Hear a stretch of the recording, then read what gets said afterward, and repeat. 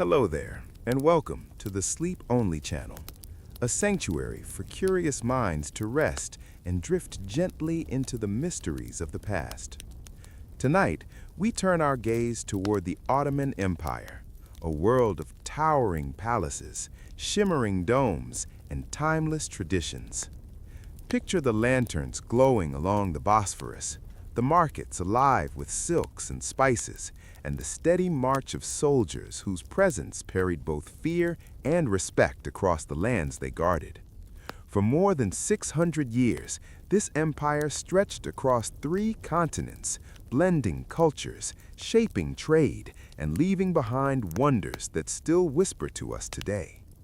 These are not stories of conquest alone, but of curious details, from the secretive life of the Sultan's court to the forbidden aroma of the first coffee houses. Let the centuries drift past like pages in a dream. Settle back, relax, and allow history to carry you softly toward rest. The story begins in the late 13th century when a small band of warriors led by Osman I established a foothold in Anatolia. From this modest beginning, the empire grew steadily, absorbing cities, regions, and cultures. What made it remarkable was its endurance. For more than 600 years, the Ottoman Empire weathered wars, revolutions, and shifting alliances. It touched an astonishing span of history, beginning before Columbus set sail for the Americas and ending only after the First World War. To follow the life of the Ottomans is to trace the shape of half a millennium itself. Among the most feared soldiers in history were the Janissaries, the elite infantry forged through the Devshirme system. Unlike most soldiers of the time, they were highly trained, disciplined, and utterly loyal to the Sultan. Their distinctive uniforms, tall headdresses, and fearsome battle cries made them instantly recognizable. Armed with the latest firearms, they were among the first standing armies in Europe to adopt gunpowder weapons effectively. Yet, the Janissaries were more than soldiers. They were a powerful political force. Over time, their influence grew so great that they could topple sultans with a single revolt in the palace courtyards. For much of history, however, they stood as the very embodiment of military might. Today, Turkish coffee is celebrated globally, but there was a time when it faced a death sentence in Istanbul. In the 16th century, the Sultan issued a decree forbidding the drink. Coffee houses had become hubs for political debate and satire, and authorities worried these gatherings might stir rebellion. Punishments were severe, even execution for repeat offenders. But the habit proved irresistible. Secret coffee houses flourished, and the aroma of roasted beans continued to drift through the shadows. Eventually, the empire embraced coffee fully, and Istanbul became one of the great coffee capitals of the world. What was once forbidden became a defining feature of hospitality. In 1453, the Ottomans captured Constantinople, the jewel of the Byzantine Empire. Renamed Istanbul, it became the beating heart of Ottoman rule. Its position was unmatched, straddling Europe and Asia and commanding the Bosphorus Strait. Its walls, once thought unreachable, fell to massive Ottoman cannons, some so large they were pulled by 60 oxen. Istanbul became a crossroads where East met West. Markets buzzed in dozens of languages, and scholars, artists, and craftsmen gathered under the patronage of sultans. The skyline rose with domes and minarets that still enchant travelers today. The Topkapi Palace was the seat of power for nearly 400 years. More than just a residence, it was a city within a city, with over 1,000 rooms, courtyards, and gardens. Inside lived not only the Sultan, but also thousands of guards, scribes, and scholars.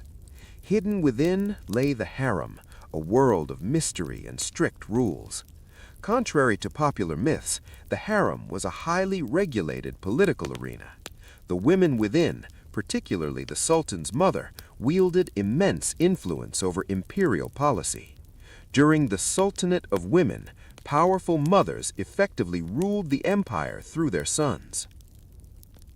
The Ottomans relied on a sophisticated network of informants. In the markets and coffee houses of Istanbul, a kind of secret police operated, tasked with listening for dissent. They reported on the whispers of powerful families and the mood of the common people. This reflected the empire's deep concern with stability. In a realm stretching across 3 continents, even the smallest spark of rebellion was feared. In the 18th century, the Ottoman elite developed an obsession with tulips. These flowers became symbols of refinement and imperial splendor. The period, known as the Tulip Era, was marked by a fascination with elegance and leisure. Entire gardens were planted with rare varieties, and at night, lanterns illuminated the petals as guests strolled through the palace grounds. For a time, a single bulb could fetch a price higher than gold. The Ottomans' curiosity extended to the heavens. In the 16th century, the astronomer Topkapi Palace established one of the most advanced observatories in Istanbul. With giant instruments, he charted the stars with unprecedented precision. However, this thirst for knowledge eventually collided with the fear of the unknown. Under pressure from religious authorities who viewed the study of the heavens as dangerous, the Sultan ordered the observatory demolished, ending a brief but brilliant chapter of scientific discovery. For centuries, the reach of the empire was so vast that the call to prayer echoed across 3 continents simultaneously, from the Balkans to the deserts of Arabia. The architecture of the mosques, such as the famous Blue Mosque with its 20,000 hand-painted tiles, ensured the sound carried clearly across the cityscapes.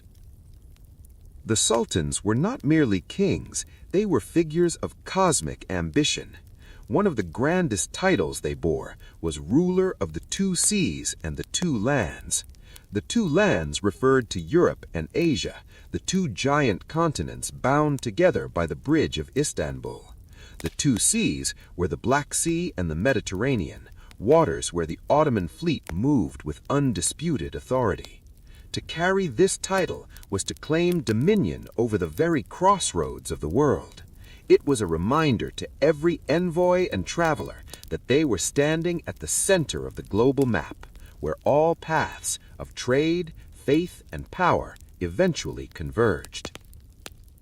In the Ottoman court, fashion was a silent language of hierarchy. The sultans wore turbans so large and elaborate they were viewed as works of architectural art. These headpieces were crafted from yards of the finest silk and linen, wound into towering domes that mirrored the mosques of the city.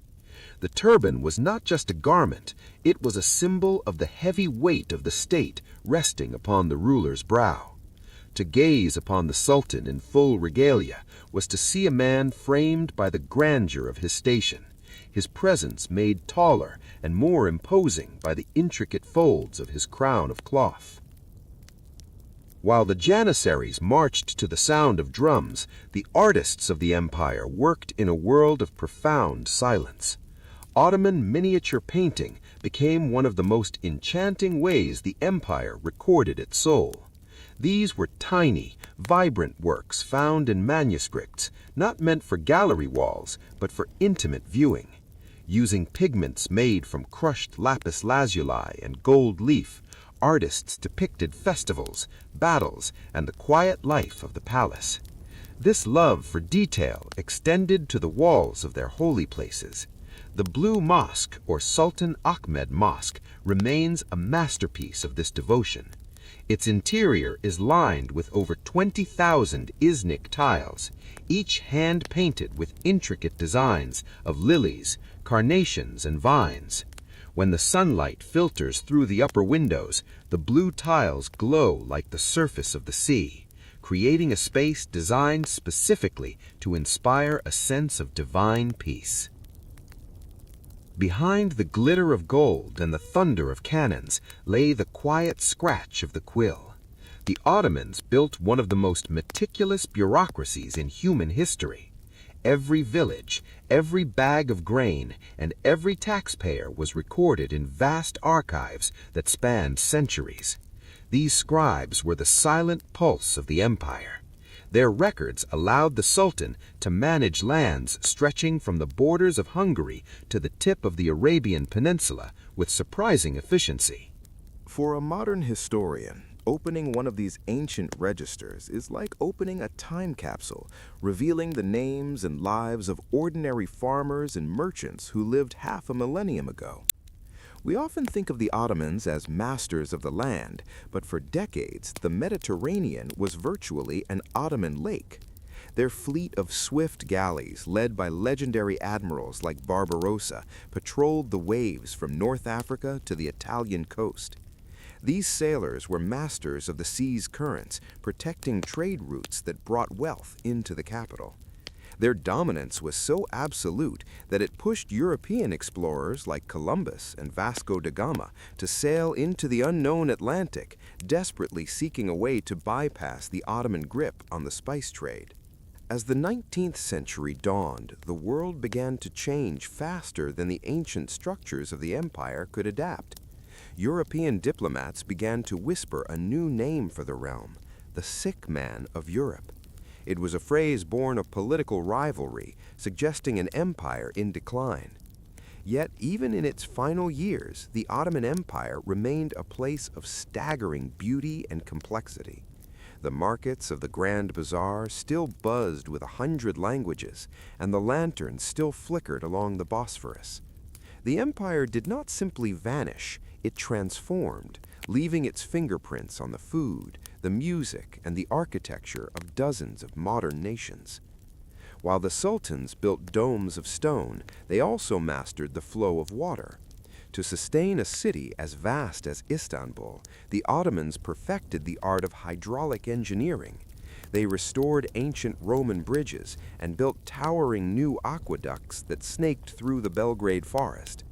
Water was considered a sacred gift, and the city was filled with sabil, or public fountains, ornate marble structures where travelers could drink for free. The sound of trickling water became the background music of Istanbul, a cooling melody that echoed through the heat of summer afternoons and the silence of midnight. Beyond the stone walls of the city lay the yalis, the magnificent wooden mansions built right at the water's edge. These summer retreats were designed so that the Bosphorus breeze would flow through the rooms, carrying the scent of salt and sea. The gardens of these mansions were masterpieces of hidden geometry. In the moonlight, white roses and jasmine were planted specifically to glow in the dark, creating moonlight gardens where the Ottoman elite would sit and listen to poets. It was a life lived in harmony with the tides, where the shimmering reflection of the moon on the water was valued as highly as the gold in the treasury. If the Sultan was the head of the empire, the kitchens were its stomach. The Topkapi kitchens were a marvel of scale, with massive chimneys that can still be seen from across the city. Hundreds of master chefs specialized in a single craft. Some only made baklava, others only worked with sherbet, and others spent their lives perfecting the art of the pilaf. It was here that the world's first fusion cuisine was born. They blended the honey of the Balkans with the apricots of Anatolia and the rice of Egypt. Every meal was a diplomatic statement, served on the finest Chinese Celadon porcelain, which was rumored to change color if it touched poisoned food. In the flickering light of the coffee houses, the common people found their entertainment in the shadows. Karagöz and Hacivat were the stars of Ottoman shadow puppetry. These puppets, made of translucent camel hide, dyed in brilliant colors, would dance behind a white screen lit by a single oil lamp. Through humor and satire, these plays allowed the public to poke fun at the complexities of life and politics. In a world of grand ceremonies and strict rules, the Shadow Theater was a place of laughter and freedom, where the everyday struggles of the people were turned into timeless art. Long before modern sirens, the safety of the Ottoman streets rested with the bekçi, the night watchman. As the city slept, these men wandered the dark alleys, striking the cobblestones with their heavy wooden staffs. The steady thump-thump was a comforting signal to the sleeping residents that the city was guarded. They were the keepers of the night's secrets, calling out the hours and warning of the greatest fear of the wooden city, fire. Their voices, rhythmic and deep, were the final lullaby for the citizens of Istanbul, a human heartbeat in the silence of the empire. As our journey concludes, we see that the Ottoman Empire was not just a collection of dates and battles. It was a way of seeing the world, a belief that beauty should be found in the smallest tile, the scent of a tulip, and the hospitality shown to a stranger. The empire eventually gave way to the modern world, but its spirit remains. It is in the way a cup of coffee is served, the way a dome sits against the sunset, and the way we still seek the mysteries of the past to find peace in the present. Deep in the heart of Anatolia and the deserts of the Levant, the empire's pulse was kept steady by the caravanserais. These were massive, fortress-like inns spaced exactly 1 day's journey apart, about 18 to 20 miles. As the sun dipped below the horizon, the heavy iron gates would swing open to welcome weary merchants, their camels laden with silk from China and incense from Yemen. Inside these stone sanctuaries, the air smelled of wood smoke and hay.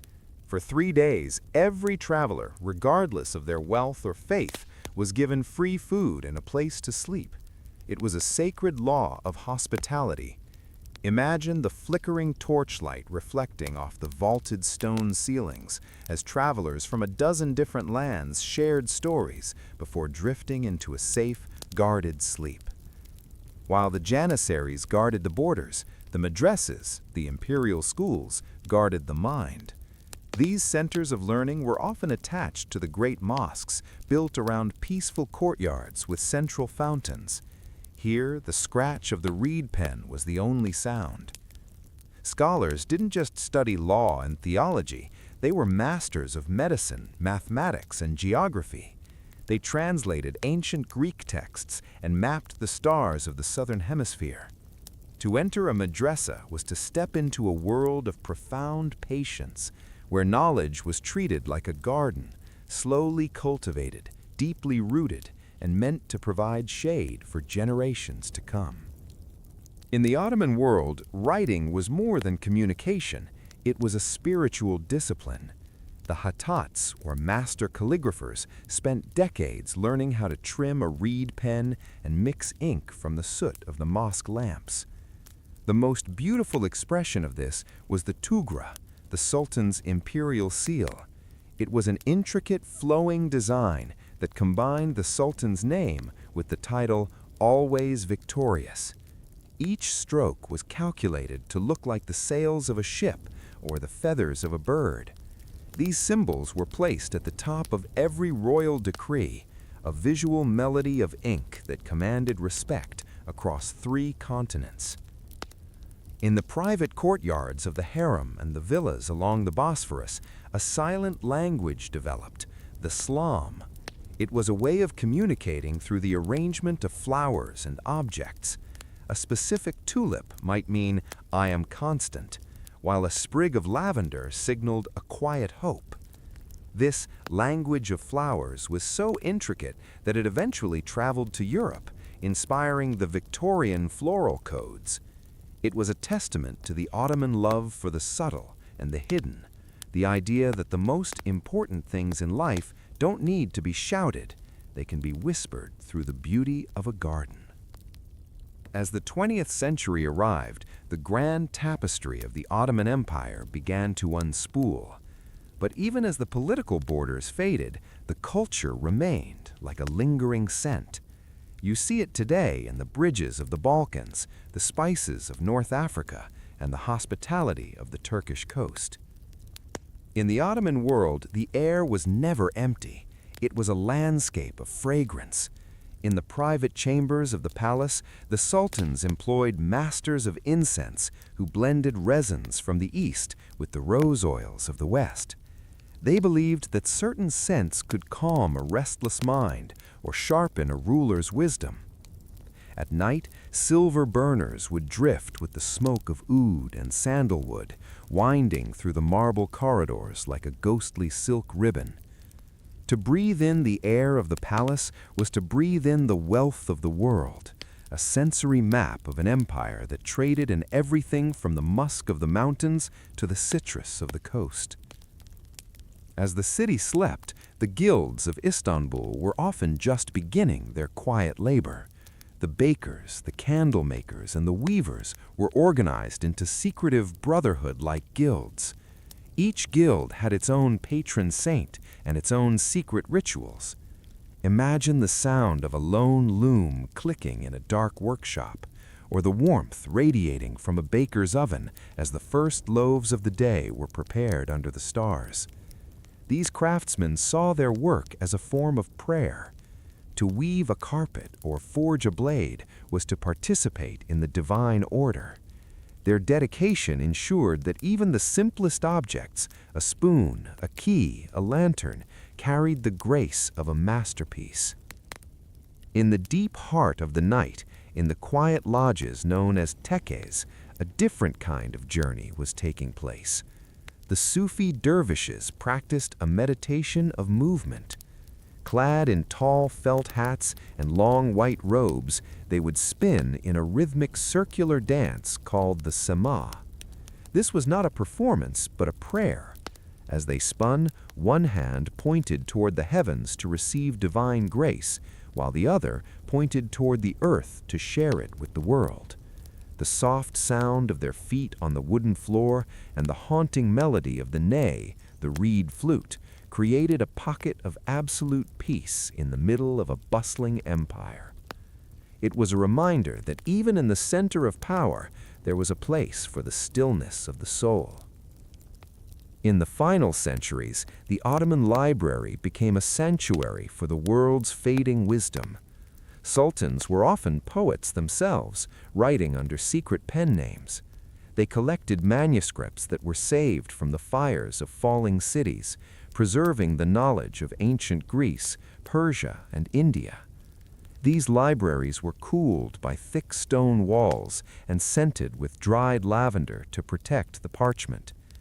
To sit in an Ottoman library at midnight was to be surrounded by the voices of 1,000 years, all whispering in the dark, waiting for a curious mind to turn the next page. The Ottoman Empire was a bridge, not just between continents, but between the ancient world and the modern one. It was a civilization that valued the curve of a dome as much as the sharp edge of a sword, and the heat of a coffee cup as much as the cold of a marble floor. Beyond the stone walls of the palace lay a world of living color. The Ottoman sultans were famous for their love of nature, keeping vast gardens and exotic animals sent as gifts from distant kings. In the courtyards of Topkapi, one might have seen gazelles moving silently across the grass, or peacocks fanning their emerald feathers under the shade of ancient plane trees. These animals were not merely pets, they were symbols of a world in balance. The Ottomans believed that a great ruler must also be a protector of the voiceless. Laws were even passed to ensure that beasts of burden, the horses and camels that carried the empire's trade, were not overworked and were given rest and water. Imagine the gentle rustle of leaves and the distant soft call of a bird in the palace woods as the empire's heart beat in harmony with the natural world. Behind the grand politics lay a beautiful system of charity known as the vakif. These were charitable endowments created by wealthy citizens, queens, and sultans alike. They funded hospitals, kitchens for the poor, and even birdhouses built into the sides of mosques. These bird palaces, Tiny, intricate stone carvings that looked like miniature mansions were attached to the walls of buildings so that sparrows and swallows would have a safe place to nest. It was a civilization that found room for the smallest creatures in its grandest architecture. As you rest, imagine the kindness of a culture that carved stone homes for birds, ensuring that even the air was filled with life and mercy. No story of the Ottomans is complete without Mimar Sinan, the grand architect who served 3 sultans. Sinan was a master of the eternal stone. He built hundreds of structures, from the massive Selimiye Mosque to tiny, elegant bridges over rushing mountain streams. He understood that stone could breathe and that light could be used as a building material. His domes were designed to make the heavy feel weightless, lifting the eyes of the weary toward the heavens. To walk through a Sinan building is to feel a sense of absolute stability and peace. As you drift toward sleep, imagine the strength of those ancient stones standing firm against the wind and the centuries, offering a sanctuary of stillness to all who enter. As the coffee houses closed, a quieter tradition took hold in the homes of the city, the brewing of tea. Served in small tulip-shaped glasses that showed the deep ruby color of the leaves, tea became the rhythm of the Ottoman evening. The glass was designed to warm the hands while the steam carried the scent of the mountains. It was the drink of conversation and reflection. Imagine the soft clink of a silver spoon against glass, the only sound in a room filled with the warmth of the hearth. This was the final act of the day, a moment to sit, to breathe, and to be grateful for the peace of the home. The Ottoman Empire eventually passed into the pages of history books, but Istanbul remains. The Bosphorus still flows between the continents, the bells of the ships still ring through the mist, and the domes still catch the first light of the sun. Every great story has a beginning, and the Ottomans believed theirs began with a dream. It is said that the founder, Osman I, fell asleep one night and saw a great moon rising from the chest of a holy man, eventually entering his own heart. From his navel, a massive tree grew, its branches shading the entire world, the Caucasus, the Atlas Mountains, the Taurus, and the Balkans. The leaves of this tree were shaped like swords, turning in the wind toward Constantinople. This dream of Osman became the foundational myth of the empire, a belief that they were part of a living, growing thing, destined to provide shelter to all people. As you drift off, imagine that great ancient tree, its leaves rustling in a cool midnight breeze, offering you a canopy of safety and peace.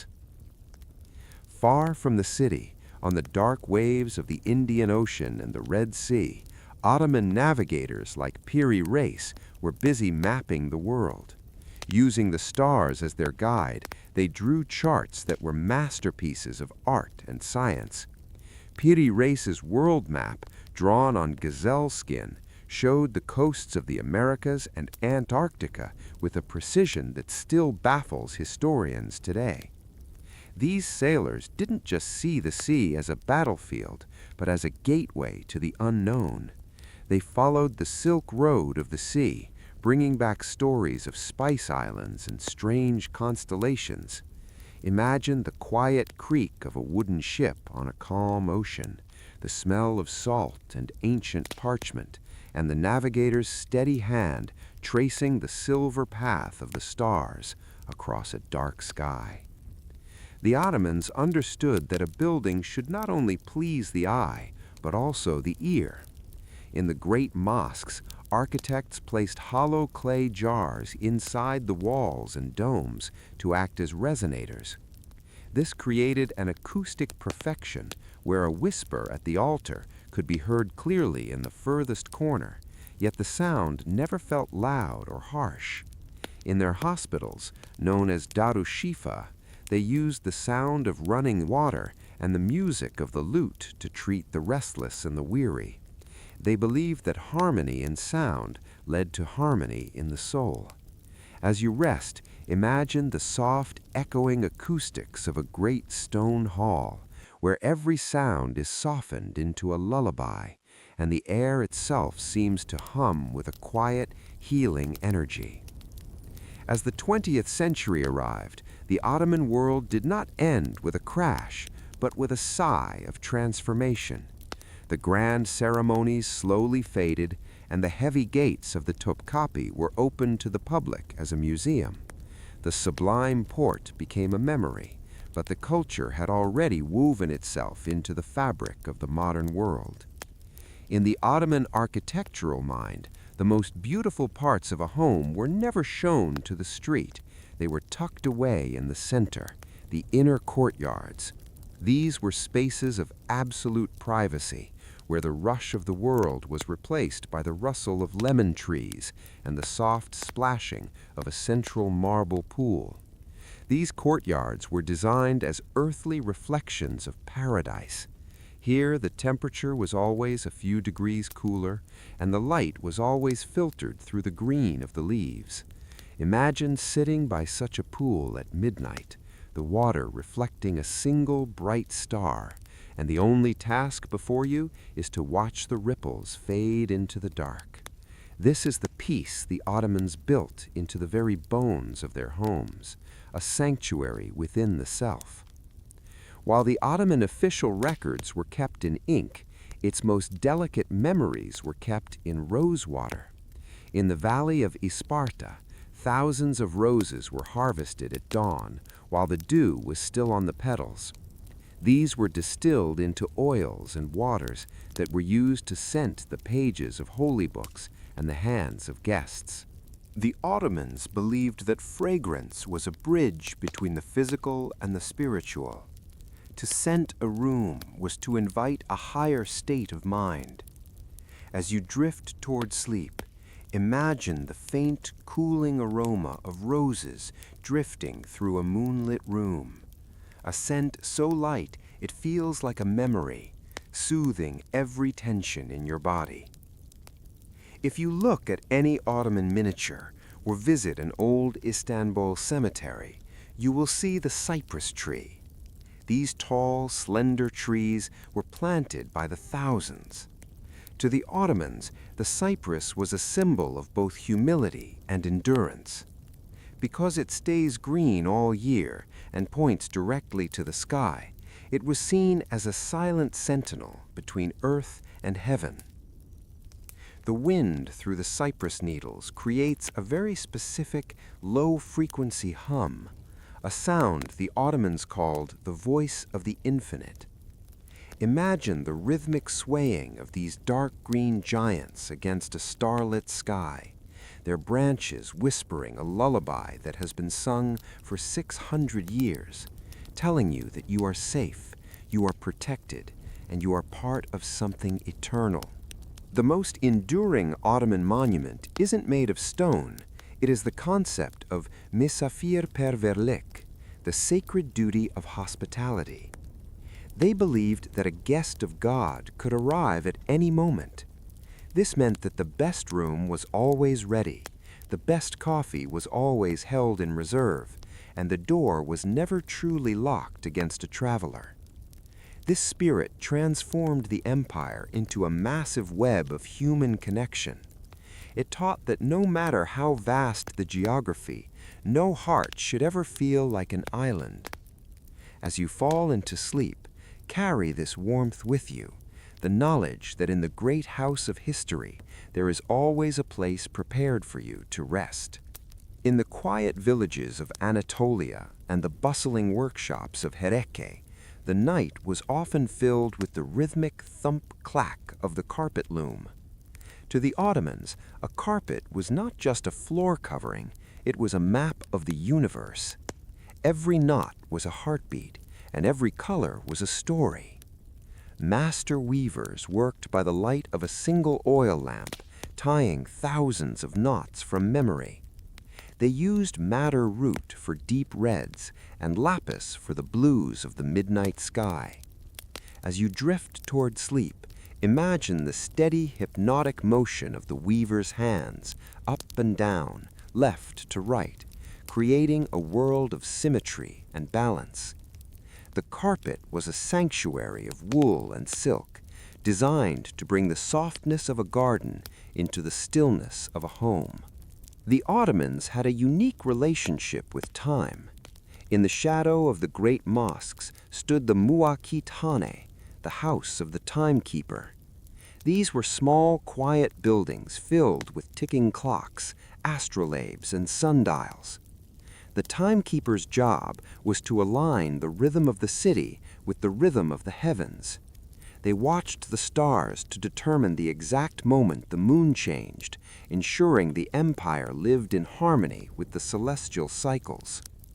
Imagine the soft, synchronized ticking of a dozen wooden clocks in a stone room, a mechanical lullaby that reminded everyone that while the hours pass, the order of the universe remains constant and secure. In the town of Iznik, the earth itself was turned into art. The potters discovered a secret formula for quartz-based ceramics that shimmered with an almost supernatural brilliance. These tiles and plates featured the saw's leaf and the Chinese cloud, patterns that seemed to move if you looked at them long enough in the lamplight.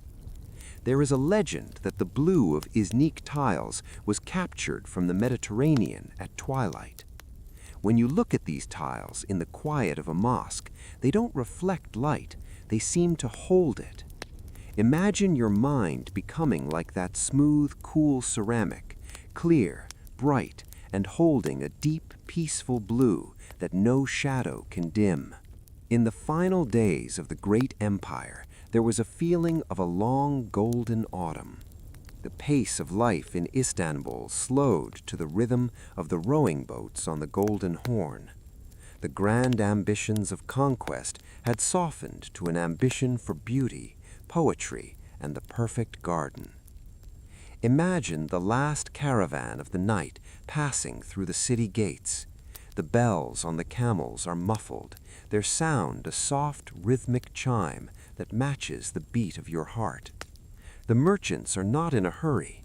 They know that some treasures, like a quiet night and a clear mind, are more valuable than any silk or spice. They have reached their destination, and so have you. Istanbul was built on 7 hills, and each hill held a story. On this final night, imagine a soft mist rising from the Bosphorus, wrapping each hill in a blanket of silver. The great Sinan's domes look like resting giants, their stones cooling after centuries of sun. This city was the bridge where the sun rose in Asia and set in Europe. It taught the world that endings are just the beginning of a different kind of light. As the empire's sun set for the last time, it left behind a sky filled with the colors of rose, violet, and gold. A reminder that a life well lived leaves a glow that lasts long after the day is done. The master calligrapher has finally lifted his reed pen from the parchment. The last tugra has been drawn, the last record has been filed in the archives of time. But the story doesn't end because the ink has dried. It continues in the way we dream. The Ottoman legacy is a whisper in the wind that tells us we are all connected by the roads we travel, the coffee we share, and the stories that keep us company in the dark. The empire was a grand house with 1,000 rooms, and tonight every door has been gently closed, every lamp dimmed, and every soul within finds its rest. As we close this 10-part odyssey, we look back at the sublime port one last time. It is no longer a gate of power, but a gate of peace. It stands open for you to pass through into the realm of deep, restorative sleep. The history of the Ottomans is now part of your own inner landscape, a place of shimmering water, ancient trees, and silent palaces. You have walked the length of 600 years, and now your bed is your kingdom, and your dreams are your sovereign territory. This concludes our journey through the mysteries of the Ottoman Empire. I have truly enjoyed writing this article for you, weaving the threads of the past into a blanket for your rest. If you found peace in these quiet journeys through time, I invite you to stay tuned to the Sleep Only channel. Please like and subscribe so that you can join us for our next video adventure into the wonders of the world. The story ends here, but your rest is just beginning. I invite you to watch our next video when you wake, but for now, let the centuries drift away completely. May your sleep be peaceful. Good night.